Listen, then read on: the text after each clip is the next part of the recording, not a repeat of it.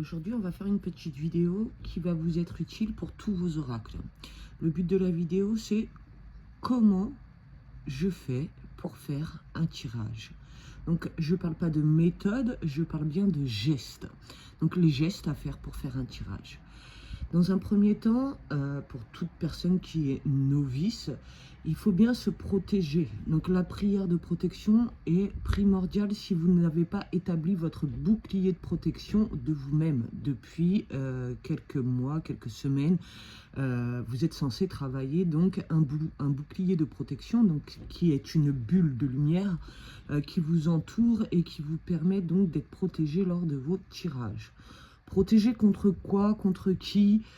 Protégé contre les entités qui sont ici sur cette terre qui ont pour mission soit de monter, soit de comprendre ce qui leur est arrivé.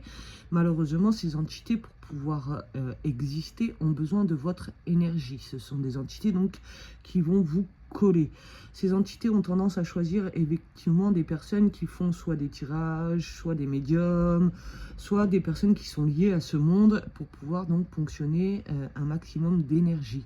Elles ne le font pas dans le sens où elles souhaitent vous faire du mal. Tout ce qu'elles veulent, c'est de l'énergie pour pouvoir continuer à exister ou comprendre pourquoi elles sont là.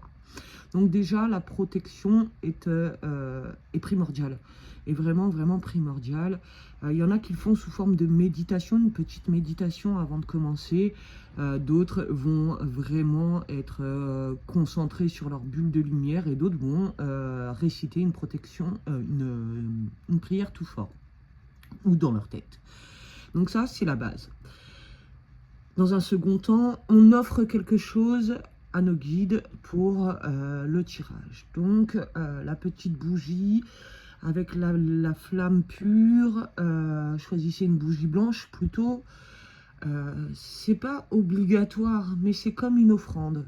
C'est comme si vous leur offrez de la lumière, vous leur offrez de la chaleur, vous vous connectez à eux. C'est une façon, en tout cas, de les remercier de ce qu'ils vont faire pour vous. Donc ces deux choses-là sont assez importantes avant de commencer le tirage. Ensuite, on n'effectue pas de tirage sans qu'on ait vérifié que toutes nos cartes sont bien à l'endroit dans le jeu. Vous voyez là, quand j'ai fait un tirage au préalable, et du coup, toutes mes cartes sont plus ou moins désorganisées. C'est à moi de les remettre à l'endroit dès que je souhaite faire un tirage. Une fois que j'aurai remis toutes mes cartes à l'endroit, je vais donc les rassembler et je vais les battre. Je vais les battre en posant la question le plus précisément possible. Attention, Jay n'aime pas les questions négatives. Donc, par exemple, est-ce que je vais perdre mon travail? C'est une question négative et Jay n'aime pas. Par contre, est-ce que je vais changer de poste de travail ou est-ce que un nouveau travail m'attend? Des questions plutôt positives.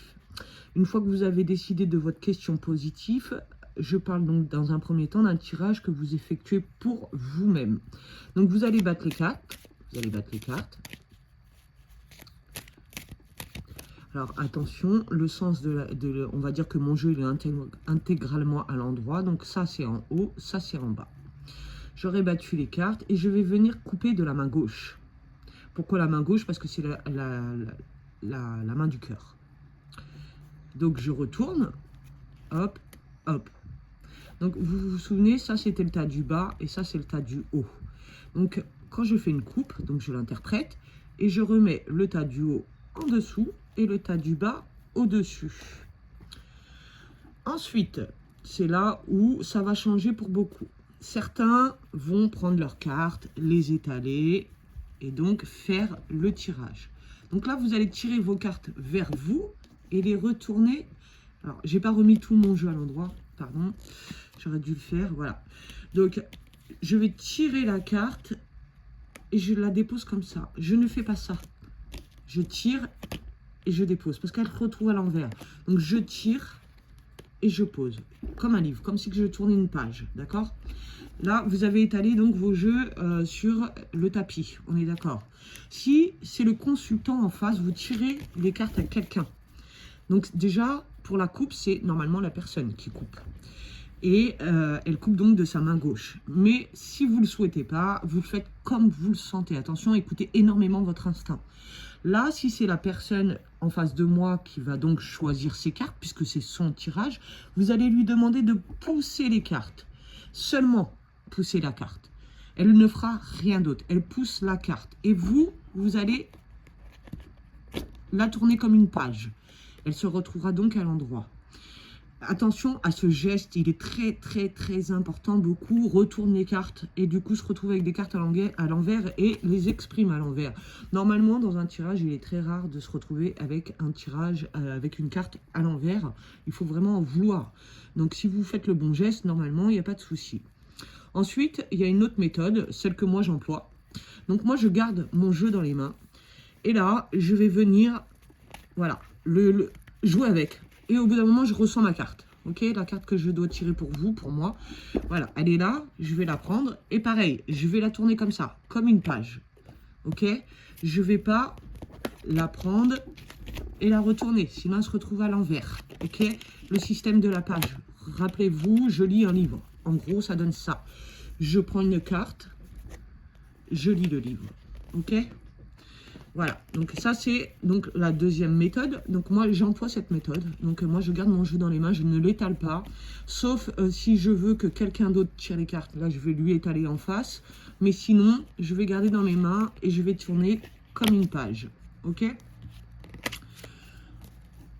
Et il y a une dernière méthode. Donc là vous avez vu, je garde dans mes mains et je sélectionne les cartes. Certains médiums vont battre, vont couper, vont remettre l'état. Puis vont utiliser les cartes qui sont au-dessus, d'accord? Donc vous voyez, si je fais ce geste-là, elle est à l'envers. Par contre, si je fais ce geste-là, elle est à l'endroit. Donc, en fait, il faut bien faire le geste, peu importe la méthode que vous allez choisir.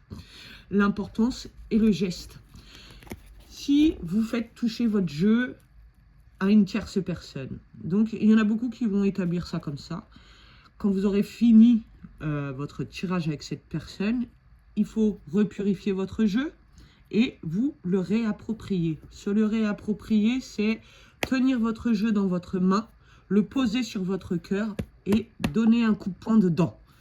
Une fois que vous avez fait ça, vous demandez à ce que votre jeu vous appartienne pleinement. Vous le remettez dans une petite pochette et vous essayez de le balader le plus longtemps possible avec vous pendant 24 heures, que ce soit sous l'oreiller, que ce soit dans votre poche, que ce soit dans votre pantalon, dans votre sac à main, dans ce que vous voulez, mais il faut qu'il soit avec vous pendant 24 heures. Moi, j'évite au maximum de faire toucher mon jeu par une tierce personne, ce qui veut dire que quand je fais des tirages aux autres, en général, j'essaye d'optimiser le jeu pour que ce soit moi qui touche le jeu.